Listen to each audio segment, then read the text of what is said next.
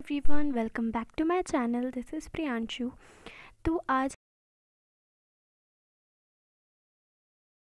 हम पढ़ने nutrients in plants. ठीक है, तो चलिए स्टार्ट करते हैं।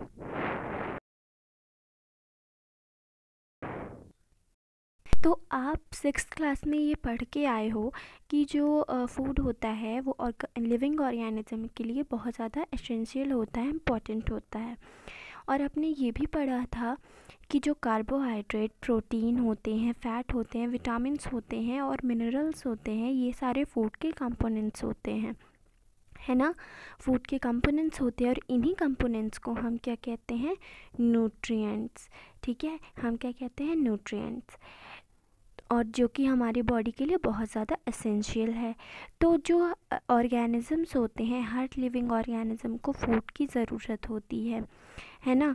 और जो प्लांट्स होते हैं वो अपना खाना खुद बना पाते हैं, और एनिमल्स जो होते हैं वो प्लांट से ले लेते हैं, और जो ह्यूमंस होते हैं वो प्लांट्स और एनिमल्स से अपना खाना ले लेते हैं। क्यों? क्योंकि एनिमल्स और जो ह्यूमंस होते हैं वो अपना खाना नहीं बना पाते और प्लांट्स बना लेते हैं, है ना। तो यहाँ तक हमने देखा। तो चलिए अब हम आगे बढ़ते हैं। तो mode of nutrients in plants. तो हम यहाँ पे देखते हैं कि mode of nutrients in plants क्या है, मतलब किस तरीके से जो प्लांट्स हैं वो अपना खाना लेते हैं, कहाँ से लेते हैं, किस तरीके से बनाते हैं। तो जो प्लांट्स होते हैं वो अपना खाना खुद बना लेते हैं। किस चीज़ से बना लेते हैं? वाटर से, कार्बन डाइऑक्साइड से और मिनरल की हेल्प से वो अपना खाना बना लेते हैं। तो मतलब ये जो तीन चीज़ें हैं वो प्लांट के रॉ मटेरियल्स हैं। रॉ मटेरियल्स का मतलब क्या होता है? रॉ मटेरियल्स का मतलब ये होता है कि जो भी चीज़ें किसी चीज़ को बनाने के लिए यूज़ होती हो उसे हम क्या कहते हैं? Raw materials. ठीक है। तो जो प्लांट्स होते हैं वो अपना खाना किस चीज़ से बना लेते हैं? Water, carbon dioxide and mineral से। ठीक है, जो कि उनके सराउंडिंग में प्रेजेंट होता है। तो ये न्यूट्रिएंट्स हमारी बॉडी के लिए क्यों इम्पॉर्टेंट है? तो ये हमारी बॉडी के लिए इसलिए इम्पॉर्टेंट है क्योंकि जो लिविंग ऑर्गेनिजम्स हैं उनका मतलब जो न्यूट्रिएंट्स हैं वो लिविंग ऑर्गेनिज्म की बॉडी को बिल्डअप करने में हेल्प करते हैं, उन्हें ग्रो करने में हेल्प करते हैं, या उनके जो डैमेज पार्ट्स होते हैं बॉडी के उन्हें रिपेयर करने में हेल्प करते हैं और एनर्जी देते हैं। ठीक है। अब ये न्यूट्रिशन क्या होता है? तो nutrition is the mode of taking food by an organism and utilisation by the body. तो न्यूट्रिशन एक ऐसा प्रोसेस है जिसमें कि लिविंग ऑर्गेनिज्म अपना मतलब खाना लेता है और उसे अपनी बॉडी में यूटिलाइज़ कर लेता है, अपनी बॉडी में यूज़ कर लेता है। तो यहाँ पे हमें दो तरीके के न्यूट्रिशन के बारे में बताया गया है। पहला होता है ऑटोट्रॉफिक न्यूट्रिशन। तो ये ऑटोट्रॉफिक न्यूट्रिशन क्या होता है? The mode of nutrition in which organisms make food themselves from simple substance is called autotrophic nutrition. Auto means होता है सेल्फ और ट्रॉफ्स मीन्स होता है नरिशमेंट। तो जो ऑटोट्रॉफिक न्यूट्रिशन वाले जो प्लांट्स होते हैं वो क्या करते हैं कि वो अपना खाना खुद, जो भी और लिविंग ऑर्गेनिज्म अपना खाना खुद बना लेते हैं, उन्हें क्या कहते हैं हम? Autotrophic autotrophs. ठीक है। और अब हम आगे पढ़ते हैं हेट्रोट्रॉफिक न्यूट्रिशन में। तो हेट्रोट्रॉफिक बिल्कुल ऑटोट्रॉफिक का अपोजिट होता है। एनिमल्स जो होते हैं या और भी ज़्यादा जो अलग ऑर्गेनिजम्स होते हैं वो क्या करते हैं? वो प्लांट से अपना खाना लेते हैं, वो खुद अपना खाना नहीं बना पाते। तो उसी का वही मतलब है कि हेट्रो मीन्स होता है अदर। तो जो अदर पे, जो दूसरों पे डिपेंडेंट होते हैं, जो भी लोग लिविंग ऑर्गेनिजम्स हैं, हेट्रोट्रॉफ्स। ठीक है। तो यहाँ पे आपके दिमाग में बहुत सारे क्वेश्चन आ रहे होंगे कि जो प्लांट होता है उनका जो खाना बनता है वो कहाँ बनता है ना। और खाना एक ही जगह रहता है या पूरी बॉडी में जाता है ना। और कौन कौन से रॉ मटेरियल्स मिलते हैं और ये सारे रॉ मटेरियल्स कहाँ से मिलते हैं, किस तरीके से ट्रांसपोर्ट होता है, ये सारी चीज़ें आपके दिमाग में क्वेश्चन आ रहा होगा। तो चलिए हम वही चीज़ पढ़ते हैं यहाँ पे। तो यहाँ हमें क्या दिया हुआ है? फोटोसिंथेसिस। फोटोसिंथेसिस यहाँ पे हमें दिया हुआ है। तो फोटोसिंथेसिस क्या है? Food making process in plants. तो मैंने आपको ये बताया कि जो प्लांट्स होते हैं वो अपना खाना खुद बना लेते हैं, तो ये उनके खाना बनाने के प्रोसेस को हम क्या कहते हैं? फोटोसिंथेसिस। क्यों कहते हैं? तो चलिए अब मैं आपको आगे बताती हूँ क्यों कहते हैं।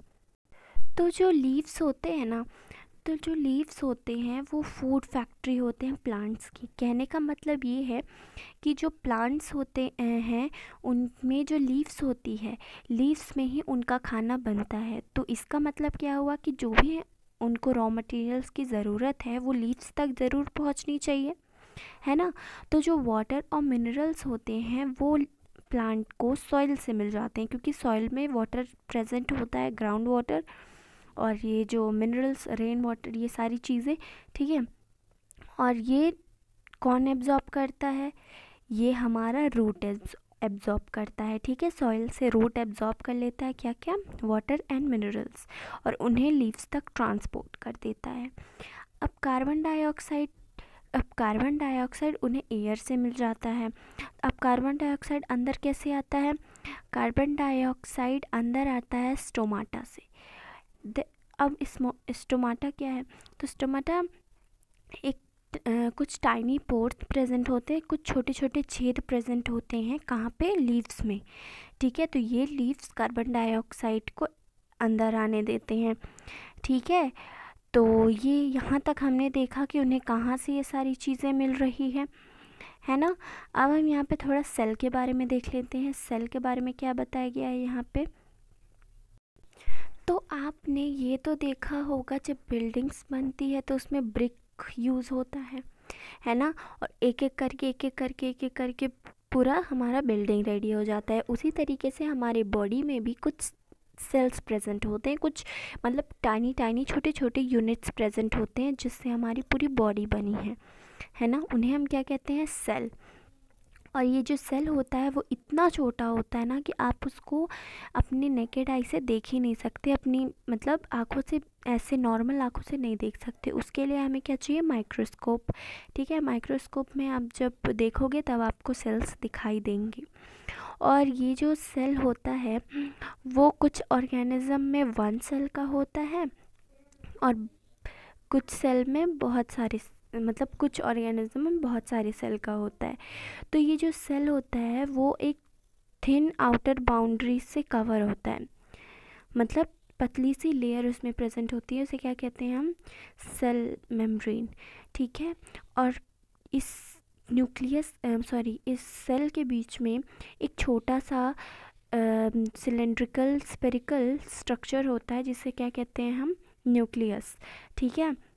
और जो ये न्यूक्लियस होता है वो जेली लाइक सब्सटेंस से भरा हुआ होता है, उसे क्या कहते हैं हम? साइटोप्लाज्म। तो यहाँ तक हमने देख लिया। अब मैं आपको यहाँ तक जो बता रही थी यहाँ पे कि ये चीज़ें हमें यहाँ से मिलती, तो आपके दिमाग में ये तो क्वेश्चन आ रहा होगा ना कि ये पहुँचती कैसे है? हमें ये तो पता चल गया कि लीव्स में खाना बनता है, जो भी रॉ मटेरियल्स होते हैं वो कहाँ कहाँ से मिलते हैं, लेकिन लीव्स तक पहुँचते कैसे हैं? तो जो वाटर और मिनरल्स होते हैं उन्हें ट्रांसपोर्ट करने के लिए लीव्स तक एक वेसल होती है, एक पतली सी पाइप जैसा होता है जो कि रूट से स्टेम से ब्रांचेस से लीव्स तक मतलब पूरी हर जगह फैली हुई होती है, ठीक है।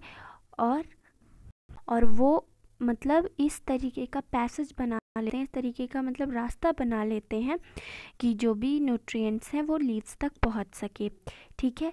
तो इन्हें क्या कहते हैं हम? वेसल्स कहते हैं, ठीक है। तो और भी आप पढ़ोगे transport of minerals in plants के बारे में चैप्टर 11 में, ठीक है। चैप्टर 11 में आप पढ़ोगे।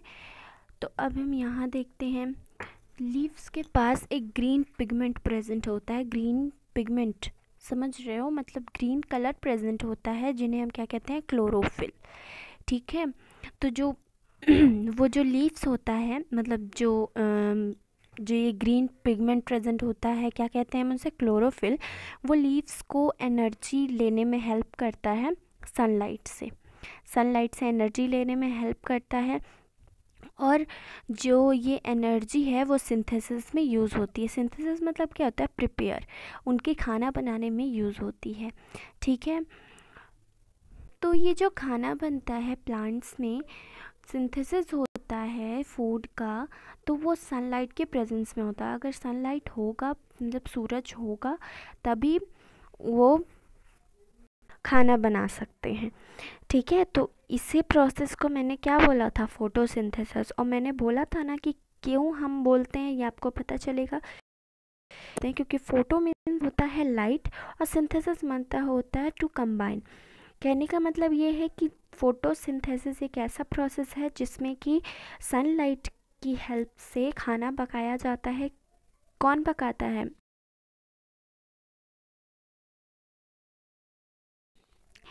सो वी फाइंड, तो हम ये अब समझ चुके हैं कि फ़ोटोसिंथेसिस प्रोसेस अगर होना है तो उसके लिए हमें सनलाइट की ज़रूरत है, कार्बन डाइऑक्साइड की ज़रूरत है, वाटर की ज़रूरत है। ठीक है, ये एक यूनिक प्रोसेस है अर्थ पे। ठीक है, ये जो सोलर सिस्टम है, the solar system and the solar energy is captured by the leaves and stored in the plant in the form of food। तो जो सोलर एनर्जी है वो लीव्स कैप्चर कर लेते हैं और उन्हें फूड के तौर पे अपने लीव्स में मतलब रख लेते हैं। ठीक है, thus sun is the ultimate source of energy for all living organism। तो ये आप अच्छे से जानते हो कि जो सन होता है वो अल्टीमेट सोर्स ऑफ एनर्जी है, मतलब उसमें बहुत सारी एनर्जी है किसी भी लिविंग ऑर्गेनिज्म को देने के लिए। और लिविंग ऑर्गेनिज्म के लिए बहुत इम्पॉर्टेंट है कि उन्हें सनलाइट मिले। तो आज के लिए इतना ही। Thank you very much.